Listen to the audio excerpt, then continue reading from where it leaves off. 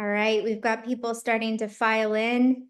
Thank you so much to those of you who are attending today. We're so happy to have you. I know we've got lots of information to share today, so I want to thank so much to Rachel and Anthony with Destination Wayfinder, powered by Miles. Thank you both so much for presenting for us today, and we look forward to your presentation. Thanks so much, Melissa. We'll go ahead and dive in, get started. Thanks everyone for joining for the webinar today. The topic is Stewardship isn't a side project, making it the core of your DMO. And a big thank you to Melissa and the One West Tourism Alliance for hosting this webinar today. We'll start off with some quick introductions of Anthony and I. I'll kick us off. I'm Rachel Brown. I am the Destination Stewardship Director of North America for Destination Wayfinder, which is powered by Miles Partnership. And before making the move to Destination Wayfinder, I've had a long history in the tourism industry, been associated with One West Tourism Alliance for many years. I've worked at Visit Oakland and Visit Fisherman's Wharf in California, and most recently was the executive director of Visit Durango in Colorado for about 5 years, where I established one of the first dedicated destination management and stewardship departments in the US. I still live in Durango. I have my CDME and my GSTC certifications, and generally a longtime passion for sustainable tourism. And now I'll pass it over to my fabulous co-facilitator, Anthony Everett. Hello, everyone. Thanks for having me. My name is Anthony Everett. I'm the CEO of 4VI Social Enterprise Group with a DMO here on Vancouver Island in British Columbia, Canada.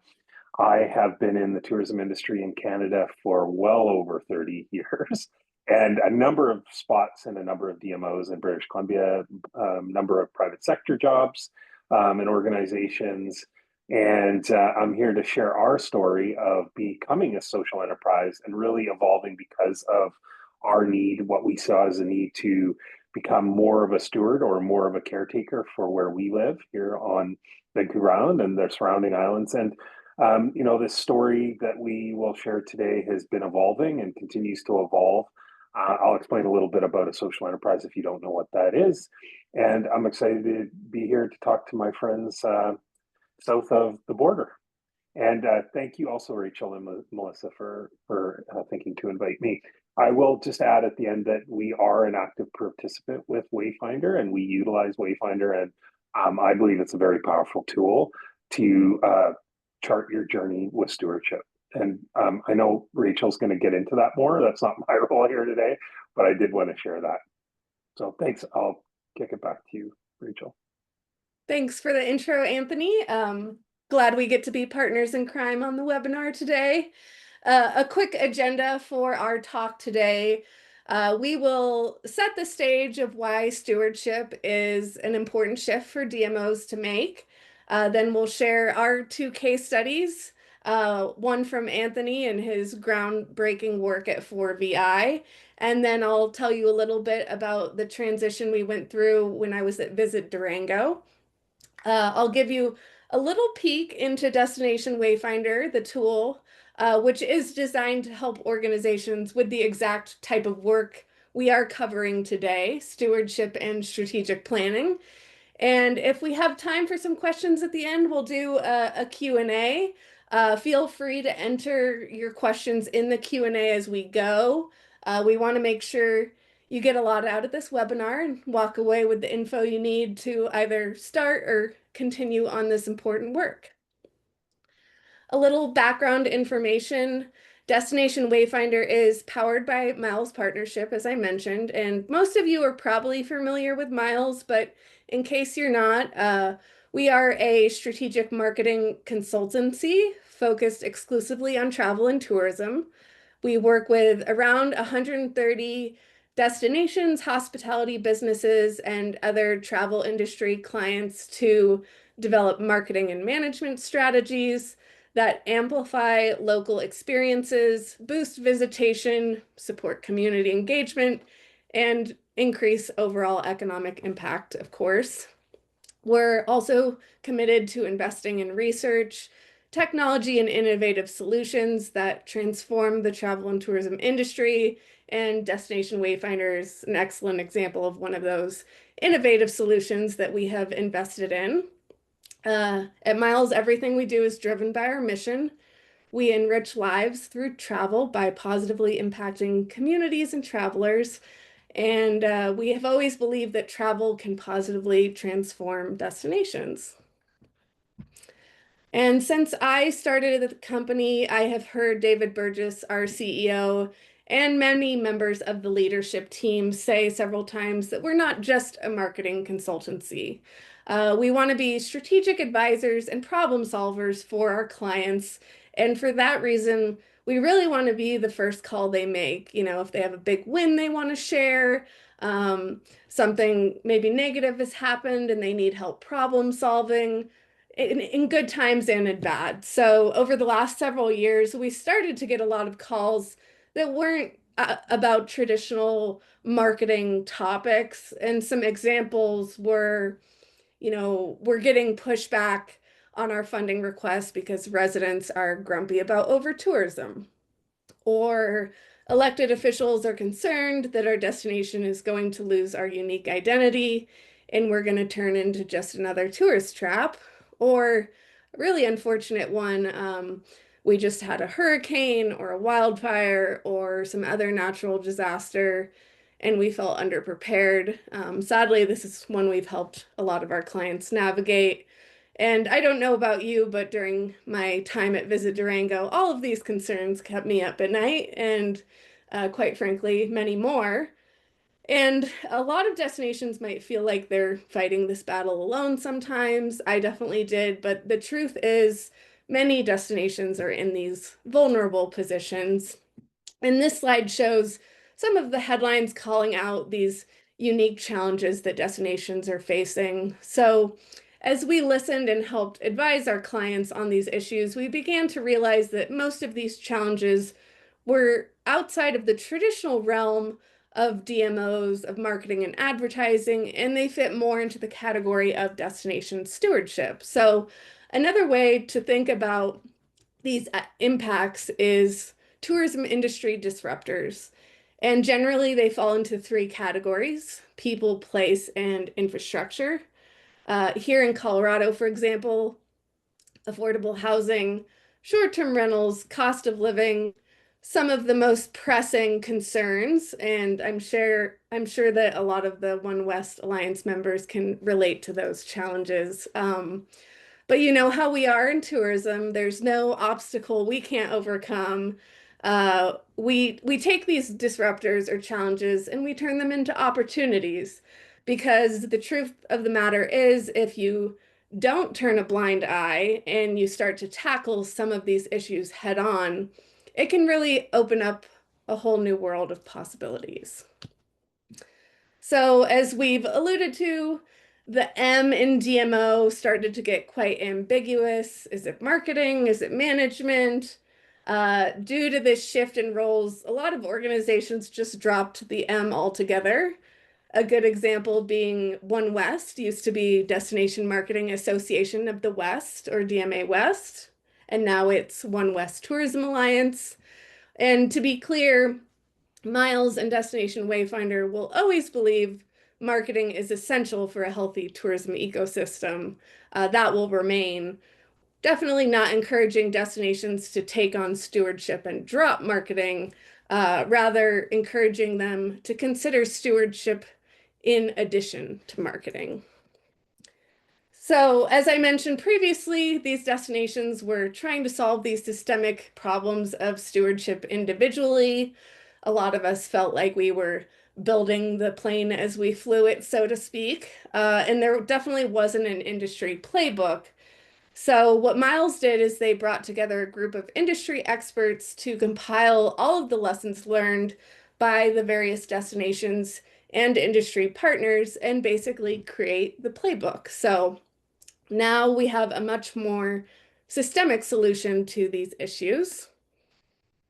And if you're curious, this is that group of industry experts that was brought together. The folks attended a 3-day retreat called the Global Stewardship Innovation Lab. And the task of that group was to brainstorm potential solutions to this systemic problem. An important note I like to point out is that, Miles didn't just create a tool that we thought would work for the industry. We asked the industry, what do you think will help solve this issue?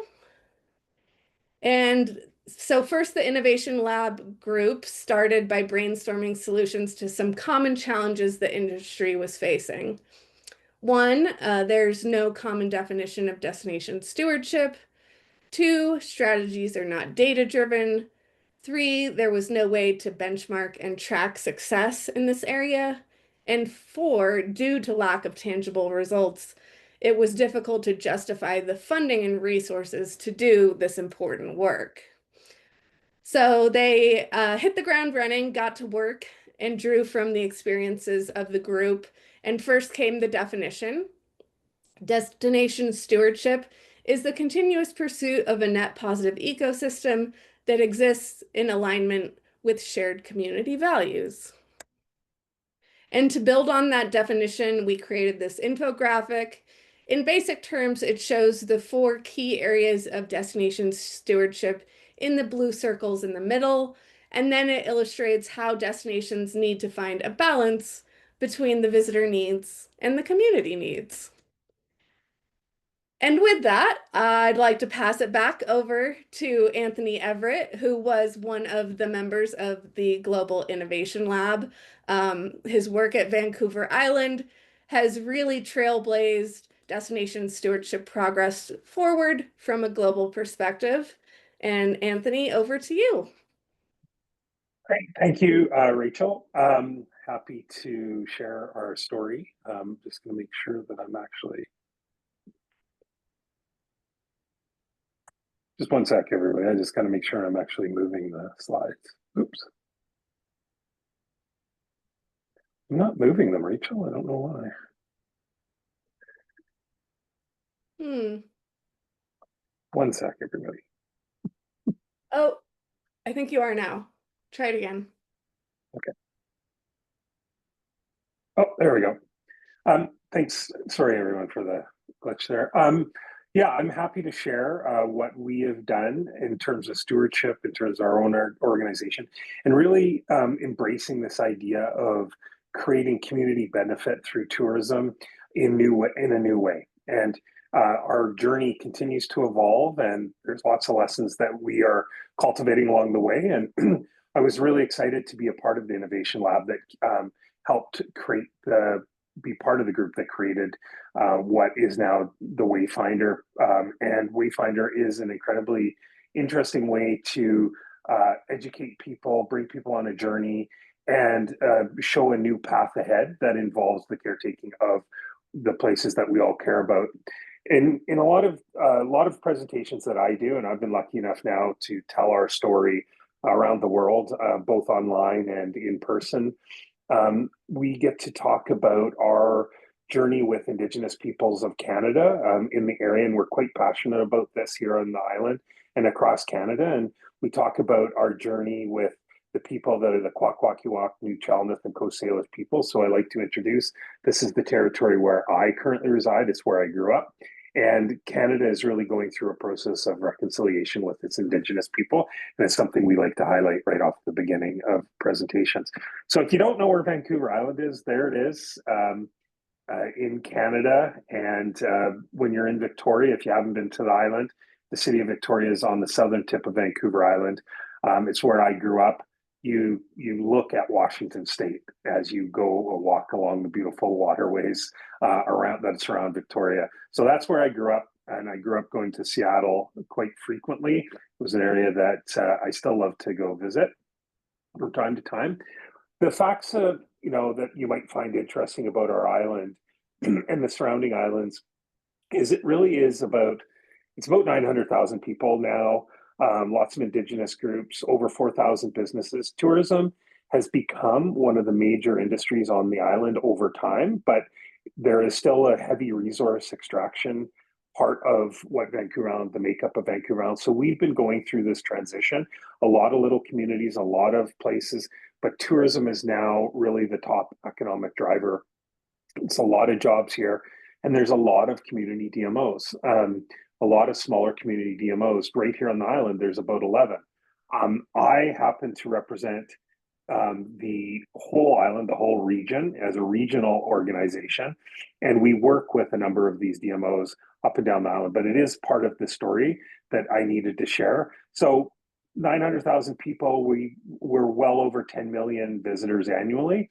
And that is, again, part of the story. There's my family and I, and what we love to do here on the island. And I share this because I think we all live in places that we love, we caretake, and over time, what we've come to realize here in our organization, but even as a family, that we need to find ways to engage with tourism differently than we have in the past, because the time is now to recognize that it's important to protect these activities and these places that we all live in. So that's part of stewardship. So in 2022, we evolved from traditional, what I'd call a regional destination management or marketing organization. We just come through a very challenging period of time negotiating a new future with our government funder.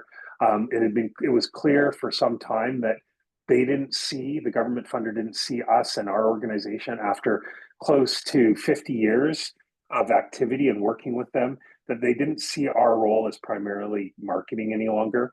They were having us do things like destination development. They hadn't used the term stewardship. Stewardship was still a relatively new idea, but the contract that they wanted us to engage with was really hampering our ability to do what we felt as an organization after 50 to 60 years of really helping our community and our communities evolve. And so we decided to go from Tourism Vancouver Island to become 4VI. And 4VI was the start of our social enterprise journey.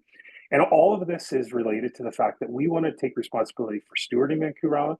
We wanted to take responsibility with our board and our staff of becoming owners of our own strategy and not be dictated to by our funder, which happens to be our provincial, in our case, like your states, our province does provide our funding.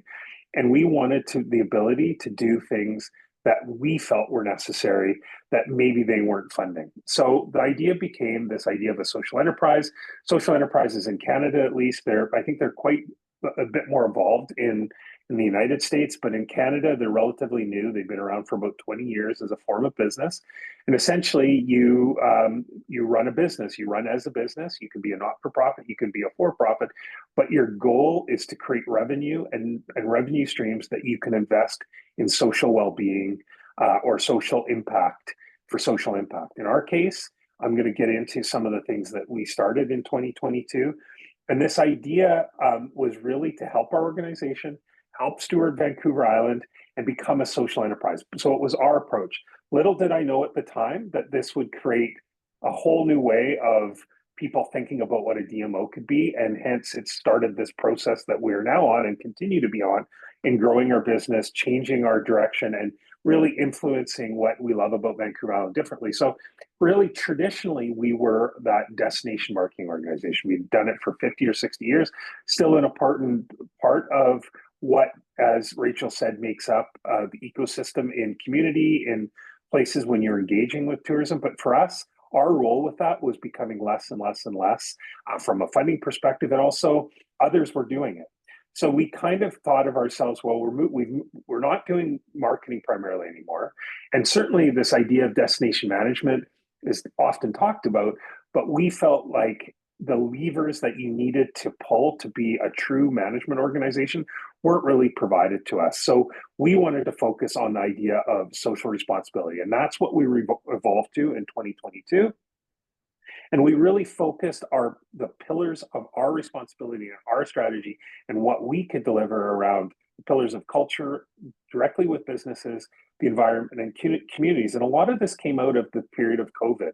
When in COVID, we really helped businesses. We helped over 600 businesses survive and even thrive during that time of shutdowns and and countless other impacts that were being had with businesses. And I would say that as an organization that has always prided itself on working with businesses, it was the most important time in my career that we really help businesses. We help help preserve hundreds and hundreds of jobs, and it was an impactful time. And the last thing I wanted to share here, because I'm sure you all saw this when Rachel put up the slide about I think it was called calls of concern, or these different calls, we ticked all those boxes in COVID.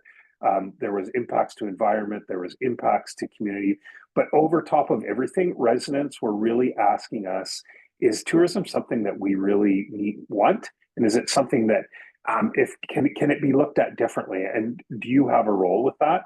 In the summer of 2021, we had more people visit Vancouver Island than ever before in human history. And in that era, that was only Canadians. We weren't welcoming American guests at that time. So now you can see, the impacts. We saw the impacts, and we decided there was something different that we could do. So we got busy, we created our social enterprise, and we changed our governance to also include residents. That had never been done before. Our stakeholders were made up of tourism businesses and tourism organizations, but it was never just directly to residents. And that was a major shift that we started in 2022. So some of the things that we've done with our stewardship model from 2022 on to today is that we got focused on the environment. We signed the Glasgow Declaration. Some of you might be familiar with that. It's just our commitment to lowering our carbon footprint as an industry on Vancouver Island, and we signed that. And right away, we created a carbon audit that showed what our emissions were in 2019. We're about to do another audit now of 5 years or 6 years later of data, and we have an action plan that shows how we're going to be working to reduce our carbon footprint. I share this because this is a snapshot of the work that we did. And I don't know in your communities or where you are what it would look like. But what was interesting to us, that one of the biggest emitters of carbon towards greenhouse gas emissions was actually the food and beverage sector. And working with that sector, we now have guides and programs that are helping businesses reduce their carbon footprint around food waste and things like that. It was one of the action items that we took forward. Some of the work that we're doing now is that whale watching is a big activity here. We're working directly with consumers to remind them that to not share inappropriate images of whale interactions online. And we need to preserve and support the whales in the ecosystem. We now have a similar program dedicated to bears and bear viewing so that people are interacting with wildlife appropriately. And there's actually a few other ones that are coming online now around working with wildlife or viewing of wildlife. We got focused on culture, and we worked directly with Indigenous communities and helped them develop fee programs that when people went into Indigenous communities, there was money left behind for Indigenous communities to invest in different initiatives that they would have. That was something that we've done and is now completed and been passed off to an organization to continue it on. And it has helped generate over $1 million in extra funds for Indigenous communities. And from a business perspective, this is just a snapshot, but one of the things that we brought in and got busy doing was we created a microcredit program for businesses to install EV chargers up and down the island. And this one is actually going really well. What was really interesting about it, by helping businesses do it, it also created a revenue stream for us in a microcredit kind of way. So I don't know if this is available where you live, but it's just an example of something that we uncovered by working with government and was able to help business and also help our own social enterprise. So lastly, we went and sourced funding and put in some of our own funds to help. This is again one of the examples to help the local mountain bike clubs, and found investment so that trails could be enhanced up and down the island for trail riding and working with volunteer mountain bike clubs. In its total, we have set the ambitious goal of raising $10 million to invest in stewardship activities on Vancouver Island by 2030. We're close, I think we're past the $4 million mark now. This comes from What we do is our staff time, money that we either contribute or we source, and then we've formed partnerships and sponsorships in order to make these further investments over and above any funding that would come directly to us as an organization. So we have ambitious goals to provide a lot more funding to our communities and on Vancouver Island. And this is just a snapshot of some of the contributions that we've made to date, directly to communities, cultural initiatives, business initiatives, and the environment. So we continue to evolve. What am I doing on time? And just last year, we decided to take our social enterprises 4VI a further step because we felt it was necessary to continue to grow our business. So 4TVI is our traditional, long-standing, not-for-profit regional tourism organization. It operates under government funds or other funds that we can source through government. And it is what has existed for, like I said, 60 years. It was what I was originally hired to do 7 years ago as CEO. We now have Forever Strategies, which is our commercial business that we own and we provide services. We now operate, I think it's 8 DMOs in a fractional way or in partnership. There's a number of things that we're doing. We sell our services as advisors, and we do projects such as master planning, stewardship engagements, a whole range of services as Forever Strategies. And we now have clients that are around the world. And we have a fund called the For Good Fund where we invest revenues and profits from Forever Strategies, and we work with 4TVI. This forms the group, and it's been a fun journey, and it continues to evolve, and lots of learning going on. And that's just that you see here what our social enterprise group is. I find a lot of my time these days is spent on Forever Strategies, trying to build that business. We operate as a business. I try to use my entrepreneurial muscles as much as possible. And our 4TVI Stewardship organization continues to do robust activities that I was sharing earlier, and it comes under the leadership of our president, Brian Kant. So I wanted to provide some examples of social enterprises that you might be familiar with. Patagonia is probably one of the biggest ones in the world, and they're really an interesting model how Yvon Chouinard has really given up a lot of his profits for social impact activities. They're a real lighthouse example for us. BioLite is another example, and then the Community Impact Hub are two that you can look up that are also operating themselves as social enterprises. So that was our journey in a snapshot. It seems like that was quick and I said a lot of words. Happy to engage with your questions, or if you have anything that sparked your interest, please email me. Happy to do that.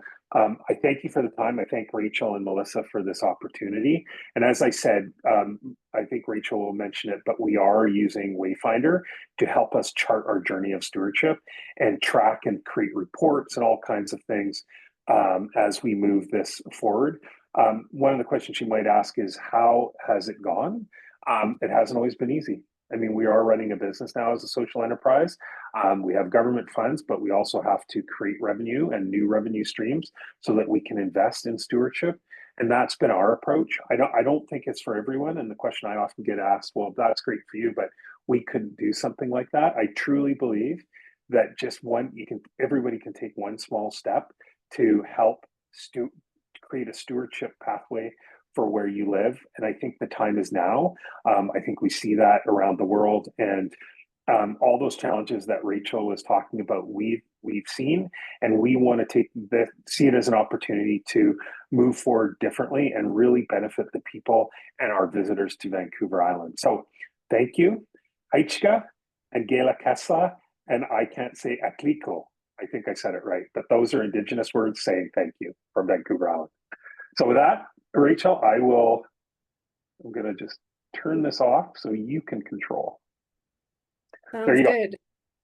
Thanks so much, Anthony. I've really, ever since you created the new social enterprise model, I've always really been fascinated and admired the disruptive approach. So it's really exciting that we now get to work together in a different capacity with Destination Wayfinder. Up next, I'll share a quick overview of the transition we went through at Visit Durango. And I took a bit of a different approach. I actually tried to sum up the entire journey in one slide, which was not easy, but I think I got most of it in there. So when I started at the organization in 2019, it was your traditional destination marketing organization, DMO, that focused on marketing and sales of the destination. And at that time, we didn't even have a line item in our budget for sustainability, stewardship, or destination management, anything of the sort. And as a new executive director, I did what a lot of new leaders do upon starting in a new community. And I did a bit of a listening tour of stakeholders and residents to ask them, what would you like to see from the tourism office in this new era? And while they didn't necessarily have the vocab to say, we need to shift to a destination stewardship approach. If I read between the lines, I could tell that that was what they were describing was really needed for the community. So that was the first step towards understanding that this restructuring needed to happen. But before completely diving in headfirst, I wanted to educate myself further on this new direction. So I got the Global Sustainable Tourism Council certification. And I also just really took advantage of all the educational resources available online. And after that, I continued my listening tour, but I also brought it online and started doing annual resident sentiment and stakeholder surveys. We also created an online portal to engage residents, ask them about different projects we were working on, poll them on various things. And we created a number of new committees to really involve stakeholders in the decision making, including a stewardship committee. Also during COVID, like a lot of destinations, I think we created our first responsible tourism campaign. It was called Care for Durango. It also included a visitor pledge. And a key piece of making this shift was that a lot of destination organizations leave out is the shift in governance. At Visit Durango, we rewrote our board bylaws, created a new vision, mission statement, strategic goals to really make the shift from a DMO to a DMMO, which is a destination management and marketing organization. And a crucial part of making sure this shift would last for the long haul was new funding models. So we created, as far as I know, it's the first lodger's tax ballot language in the country that specified the word sustainable for sustainable tourism marketing. And another overlooked piece of the journey, I think, is the operations overhaul. Anthony's case study for sure highlights a really unique and admirable approach with the social enterprise model. In Durango, we added 2 full-time staff members to our destination management department. One was specifically more for sustainability in the environmental side of things, and one was more focused on community engagement and social inclusion. And over time, we basically baked stewardship into everything we did. I mentioned at the beginning of the journey, when I started, we didn't have even a line item in our budget for stewardship, but by the time I left, it was its own department. It accounted for over a third of our total annual budget and which was the largest allocation of any department. So money talks, and you can see that was a big shift there. And that was just a really quick summary of the transition. Anthony said earlier, it hasn't always been easy, and I would say that was a theme of some of my time at Visit Durango, but happy to share more about this. If you have any questions, pop them in the Q&A or feel free to reach out to me afterwards. And I think this is a good time to sum up some of the lessons learned from destination organizations like Vancouver Island and Durango to hopefully help you avoid some pitfalls, maybe some mistakes we made along the way. So, as the title of this webinar states, stewardship isn't a side project.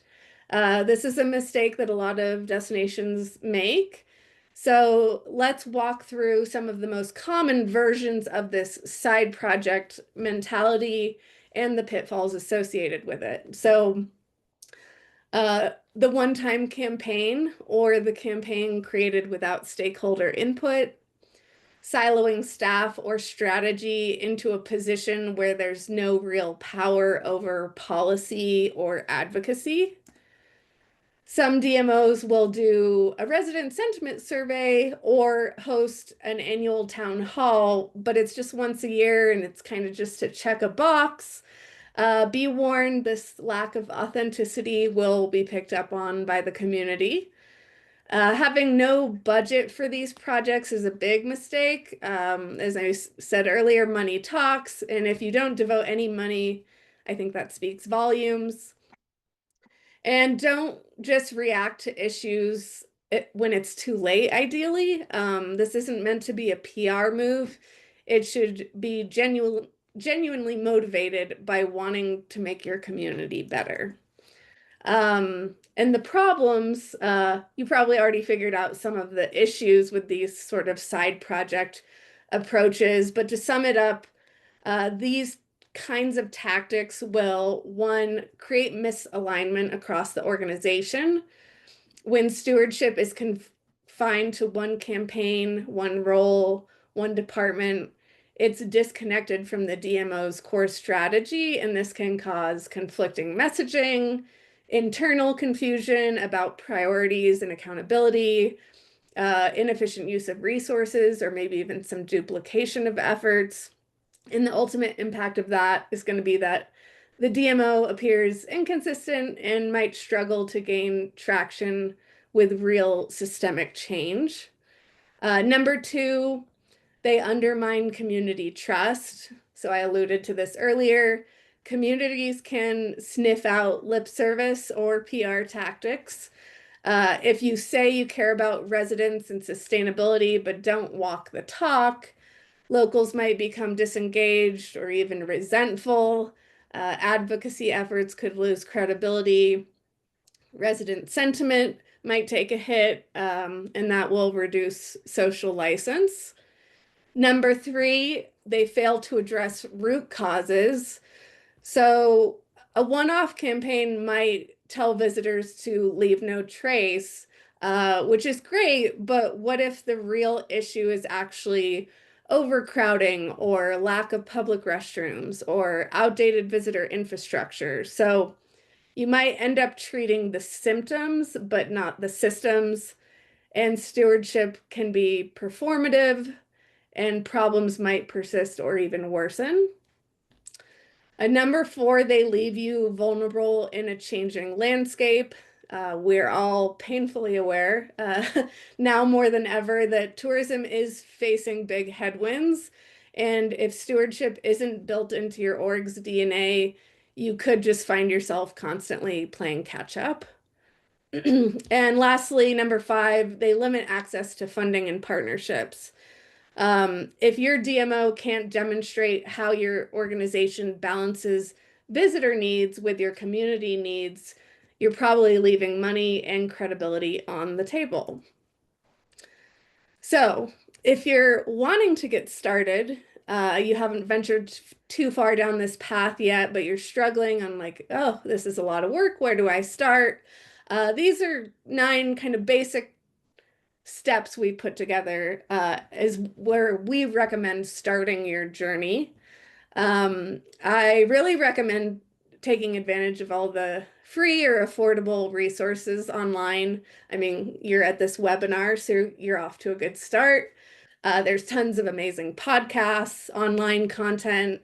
I'd suggest following some folks on LinkedIn to start filling your feed with this stewardship content. Number 3 is an important one. getting a baseline measurement. A lot of people struggle to track KPIs related to stewardship, and that is part of what Destination Wayfinder can help you do. But in all honesty, Destination Wayfinder is really probably going to help you with all 9 of these. So with that, let's dive a little more into Destination Wayfinder.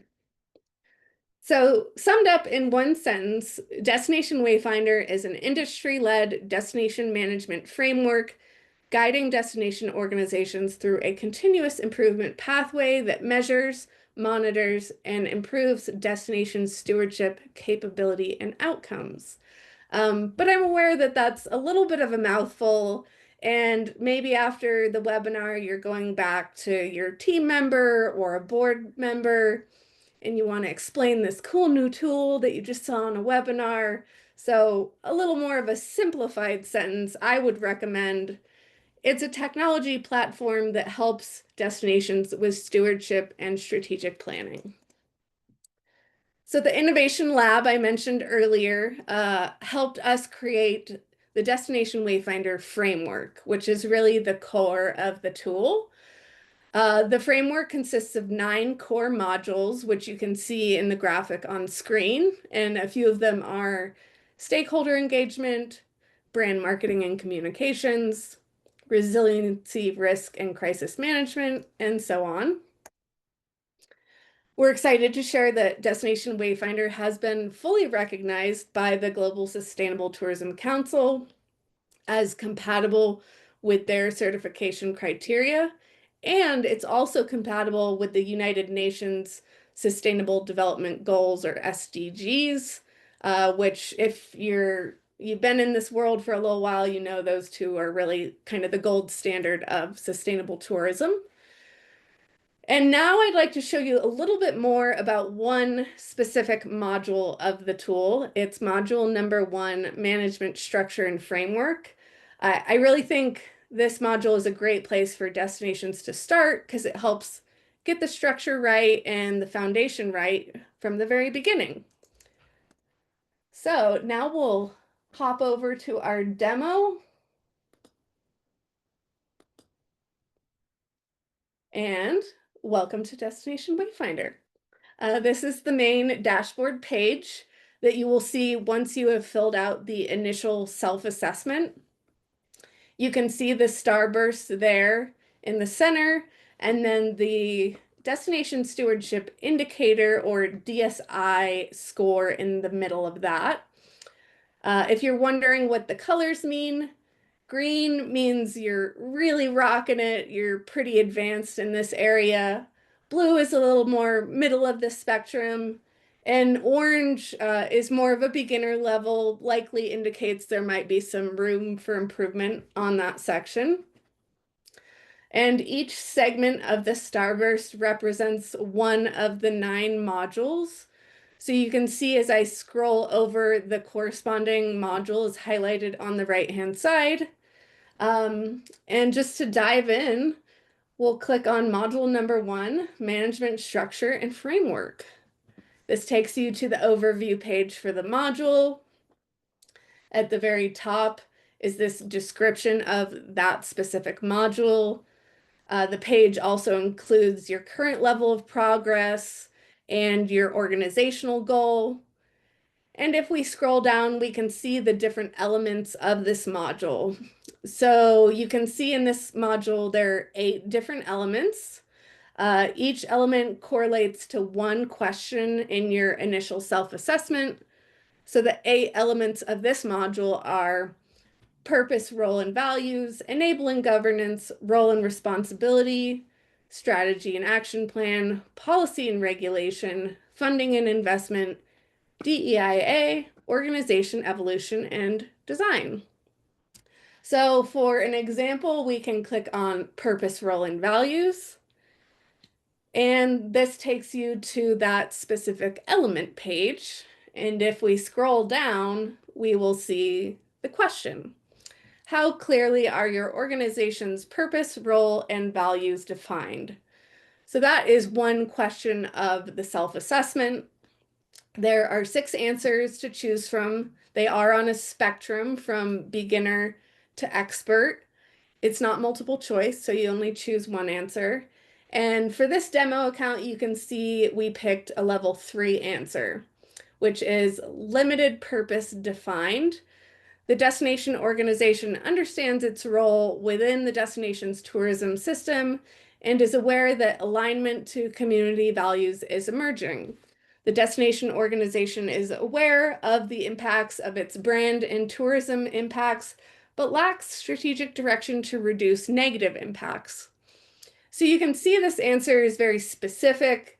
You and your working group will easily know if this answer applies to your destination. It's really evidence-based and it's not so subjective. And here up above is actions to improve your rating. So if you all have decided that this is a priority area for your destination organization, this is the area to come to educate yourself and get tips and suggestions on how to improve that rating. So for this one, for example, we can see a few suggestions here. In this last one, you can see learn about setting a purpose, values, and roles for your destination organization. So some great tips and resources in here. And now let's click on another one just to give you one more example. How about enabling governance? And again, you scroll down, you see the question, how does your organization embed and display enabling governance principles? And again, if you want to improve your rating, you come up here to actions to improve your rating. And you can see a lot of these suggestions have links or attachments. So it's also sort of a curated resource library, or the playbook, as we referred to earlier. So that wraps up our quick demo. If you'd like a full demo of the product, obviously I'd be happy to give you one of those. Reach out to me after the webinar. We can schedule time with you and any other team members you think might be interested.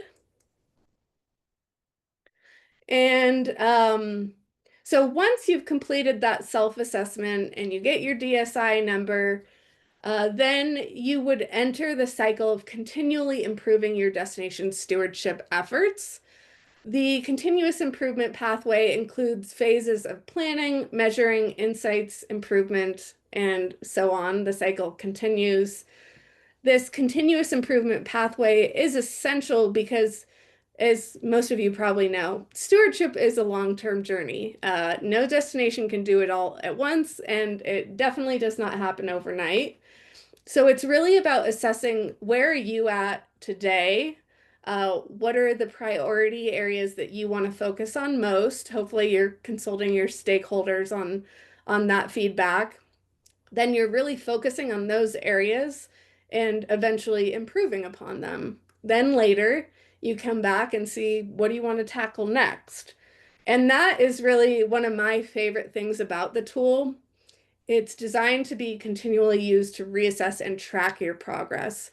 So a lot of destinations will, create a destination master plan or a management plan.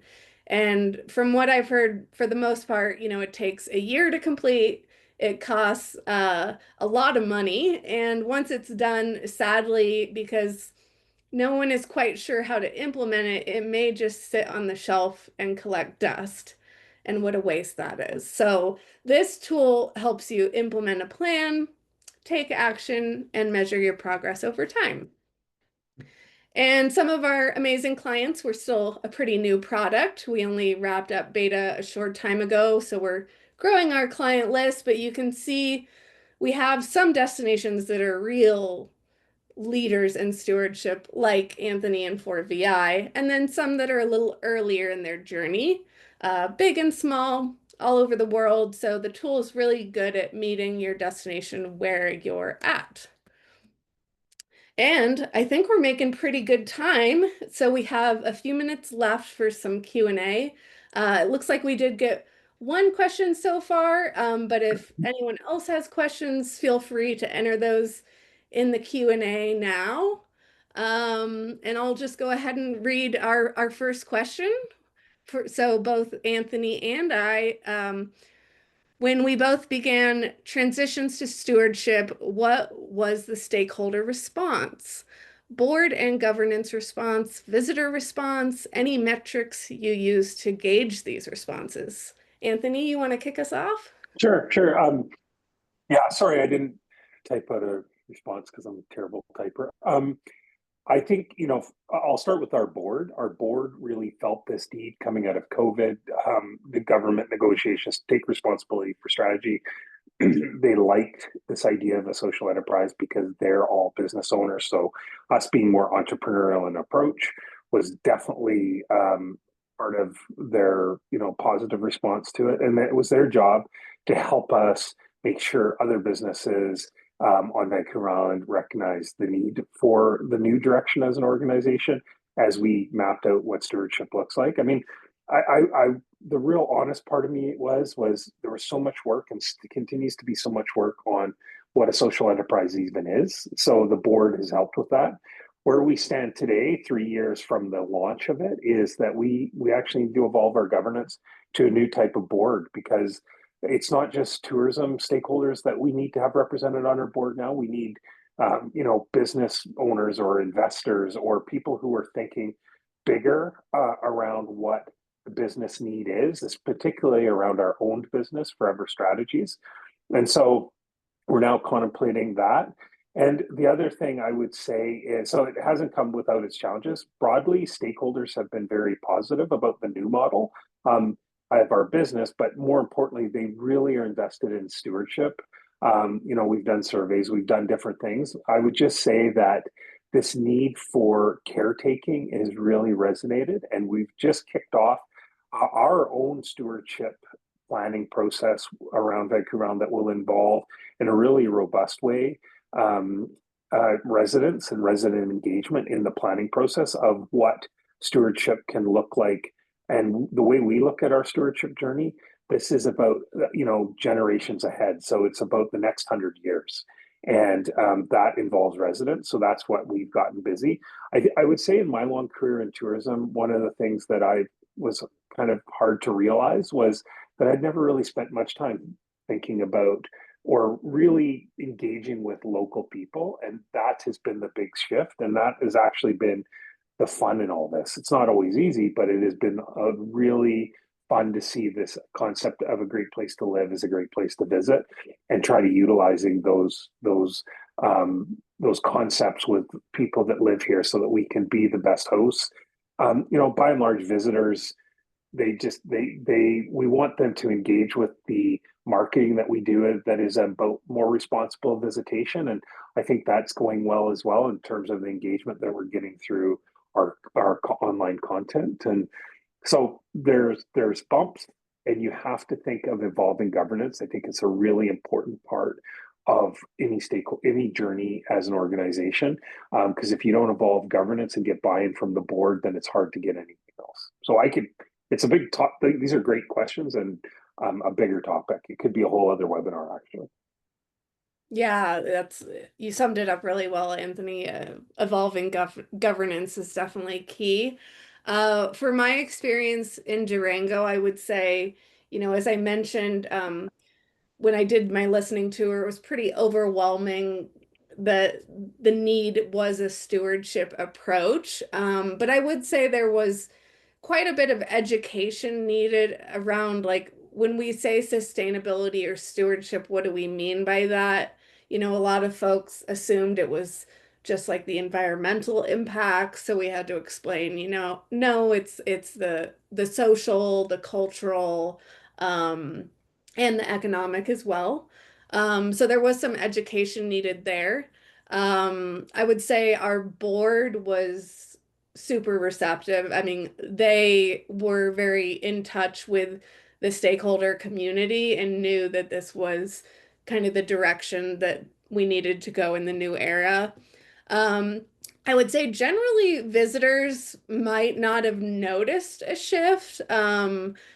Hopefully they, saw the responsible tourism campaigns and learned something, but they might not have seen, a drastic kind of night and day difference. And then metrics we use to gauge responses, definitely the resident sentiment surveys and the stakeholder surveys. That's something that not every destination does. A lot will do the resident sentiment, but not the stakeholder. I think it's important to have both perspectives, and after all, stakeholders in most cases are residents as well. And then I'd say the only real like pushback that we got was not that people didn't believe in the new direction or approach, but I mean, in any community, there's always going to be the naysayers that just say, well, you know, you care about sustainability supposedly, but we know the tourism folks only care about making money for the hotels. And while that wasn't true at all, like there's always going to be those naysayers in any community, I think. And I guess my advice would be if you have those in your community, you know, it can be good practice to have a little debate with someone like that. Maybe try and flip them to your side. It gives you some good talking points and helps you learn about, you know, why they might have these ingrained ways of thinking. But then also keep in mind that you can't please everyone and, you know, do it when you can, but, yeah, there's always going to be a few naysayers in the community. So, I don't see any other questions in the chat. So I think we will wrap up here. Um, if you weren't aware already, the Miles team and some other folks are actually about to kick off a webinar. If you want to access it, scan this QR code on screen. So if you're interested in funding futures, research and insights on new and enhanced funding options for destination organizations, something both Anthony and I touched on during our case studies, I'd encourage you to hop on over to that webinar. It starts in 3 minutes, so you'll have a little break and then you can hop over to that. And lastly, thank you for being here. Thank you for joining us.